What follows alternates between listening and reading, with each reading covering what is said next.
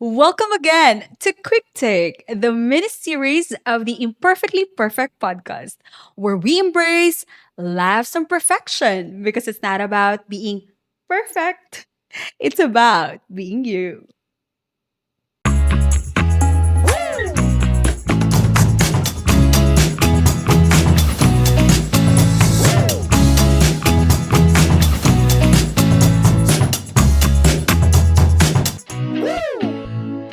And guys, if hindi pa kayo naka-follow, please do follow and subscribe sa aming mga social media accounts. We have Facebook, Instagram, and Spotify, the Imperfectly Perfect Podcast. And of course, we have YouTube, Laom7668.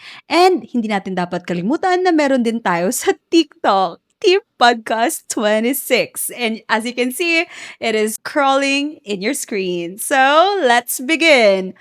Simple lang ang ating episode for today's video, mga kaibigan. So, katumagong last year, nakamention ko sa akong recap last episode that I was able to travel to Taiwan.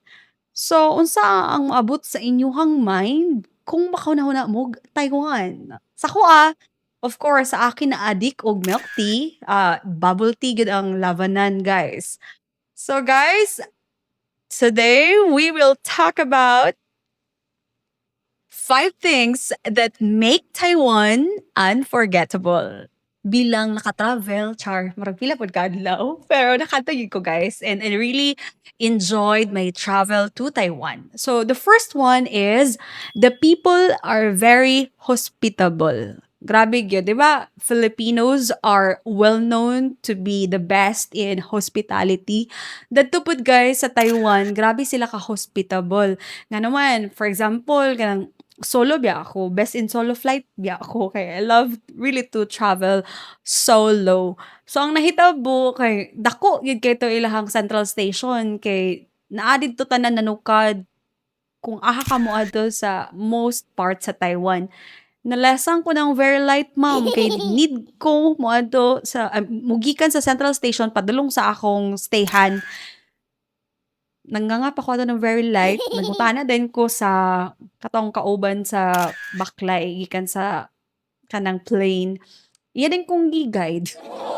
Nakaabot ko sa central station hangtod nakaabot dako kay central station no pero gitabangan ko nga ma-reach nako ang katong station kung aha mag-lead pod sa akong stayhan. And dili lang pod na siya, maski bitawg ka nang sila kay kanang gaka busy kay sila dahil kasi ginadala, pero kung mangutana ka sa ila guys, ay, do you want me to accompany you? Mo ana gid ang mga lavanan niya. So kumber na may mga trust issue na very light.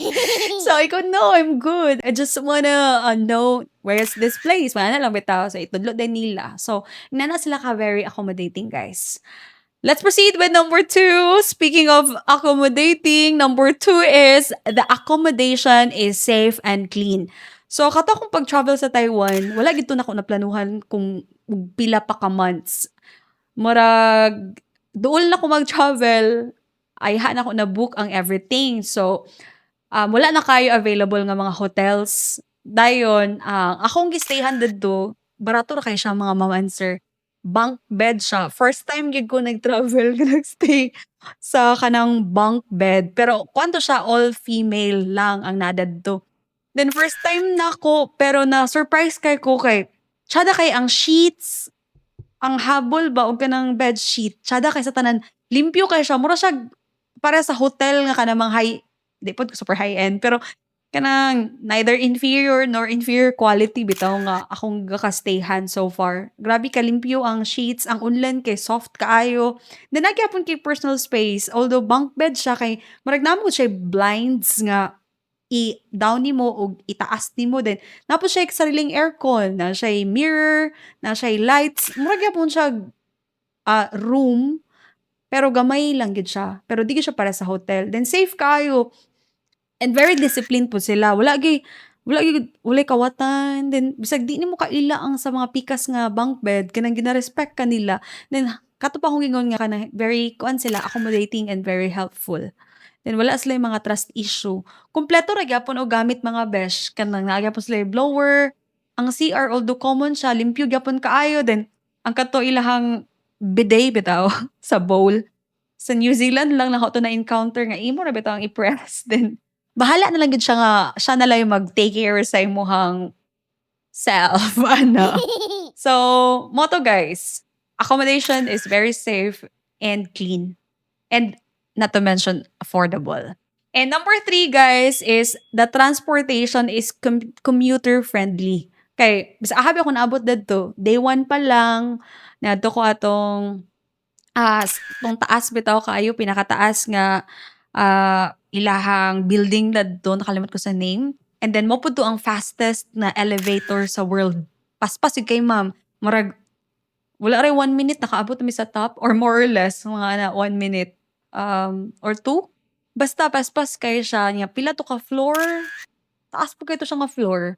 100 more or less. 100 floor more or less.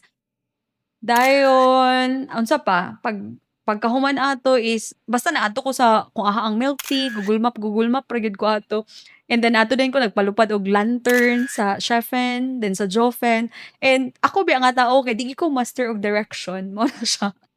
Pero ang ilang transportation didto is very commuter friendly. Basta mo lang gini ang technique guys sa mga gusto mag-travel og solo or basic nga technique kung ga-travel ka, basta kabalo lang ka mobasa og direksyon kay siyempre lahi man na ilang language, 'di ba? Mandarin man siguro 'to. Basta kabalo lang ka mo-follow og direksyon, you're safe. Ang arrow, ana lang gid siya, dayon this way kaning nana ba? And then ano ra man good swipe lang dayon naa sila kung sa Hong Kong kay Easy Card, ay Octopus Card, sa Taiwan kay Easy Card nga tap-tap lang yun, from one station to another, ana. So more on ga-train lang gyud ko didto guys and pag-abot na ko ditong outside na sa Taipei mo tong bus. Pero padulong didto train. So very friendly ang transportation. Number four is it is safe for a solo traveler. So mo na akong ganahan. Kaya murag akong gibuhat mo dito guys kay food trip. So niadto ko atong mga pagkaon nga gina-recommend sa mga vlogger nga nakaadto na pud sa Taiwan. So nakaadto ko dito sa namaligya soya milk, dito ko breakfast, then dito ko first time nakakaon og kanang init nga soya milk nga didto gibutang sa bowl, oh, 'di ba? 'Di ba kasagaran to cup, pero didto kanang nagsikot sara mga ma'am and sir, then imo na siyang 'di ba imnon supposedly na 'to, more siyang soup, pero soya milk siya. Dayon famous man pud gud didto ang katong bread nila, mura siya og pita nga bread, pero di siya baga. Dayon gipilahan gid 'to kanang from morning to afternoon or evening, ginapilahan gid 'to nga nga lugar, nga kananan. Nya bisag laroy-laroy ko didto, bisag aha kanang walay mga kalabitang kanang mangunguot. So far wala jud ko naka-experience. Dayon, grabe kay sila ka very welcoming sa mga tourist niya. Ako ra ba isa nag-adto sa Chef and Mom, mga almost 2 hours man siguro na ang travel sa gikan sa Taipei. Dayon, pagka next din ato is nato kog Jofen. Ang akong katsadahan dadto kay kanang wa na ko kabalo sa akong sakyan kay ang train kay naara may kanang naaray taman na time ba. Pero pag gikan ako, pagkahuman ako palupad og lantern, nadto nagtapok pud pasalamat lang gyud ko na yung mga Filipino pud dito nga mga tabian ta nga. Ana din sila nga, "Uy, kabayan," chika-chika, small talk, then discover na lang, "Ikaw lang mag-isa?" Of course, ana din ko and sila nga, "Wow, I'm so proud of you. Ang saya." Grabe yung courage daw nako. Ko nga, mo na gid akong life, normal sa ko maging alone mag-travel kay ma-enjoy ko. Sila nag-inform sa ako nga na day moagi nga bus didto. So wala na ako nag-struggle nga mobalik pa dito sa train station kay katong pasaka didto sa katong sa Shefen guys, nag-bus raman ko. Grabe gyud kay siya nga pag mura bitaw 80 liko nga pagliko ana jud ka damay gud ang imong whole body liko pud ka kay labaw pa siya sa mga ngima. So nahadlok ko nga mao gyapon agian ako pag uli. So pasalamat jud ko nga check up pud ka sa master lang ka og communication laban nga dito ga hunong ang bus. So kana siya guys. So bisag solo traveler ka, di lang kay sila kasabot og English, pero gapaning kamot gid sila nga maka-translate bitaw og English. Dayon, kato, gabi na ko nakagikan dito sa, sa Shefen nga. Ako ra biya isa, no? Pero wa ko naunsa. Ninaog lang din ko sa New Year's nga train station para moadto na po din ko sa night market, o 'di ba? So, mo 'to master na kay kog transpo dito Monster. Number 5 last na gyud, number 5 naa sila affordable, accessible Michelin star dining. So, kakita kag kuan guys, kanang diha lang siya nakapwesto sa night market mod kasagara gyud didto. Kilid-kilid lang siya ma'am and sir, pero 5 star siya nga Michelin star. Ano ko, wow! Adto pud ko didto, nya mura siya pancake lang bitaw, pancake nga may egg, pero pag tilaw nimo kay delisyoso. Nya kato isa ka vlogger kay mao pag yung gi-rate niya 10/10. Lami bitaw siya niya, barato lang. Then tilaw pud ko sa ilang noodles dadto na pila na siya ka years nga Michelin star niya. Friendly bitaw kaayo. Ang katsada pud sa ilang mga negosyante dito ma'am and sir kay kasagara family man. Ang tag-iya nga at the same time chef cook, naagi siya dito ga supervise. Naagi siya dito magtan-aw kung nanay mo sulod niya. Ginapilahan gyud halos sa ang mga Michelin star pero makaadto jud ka, makasulod jud ka. Ubay-ubay pud akong nakanaan didto. Very accessible, very affordable, and delicious pud siya.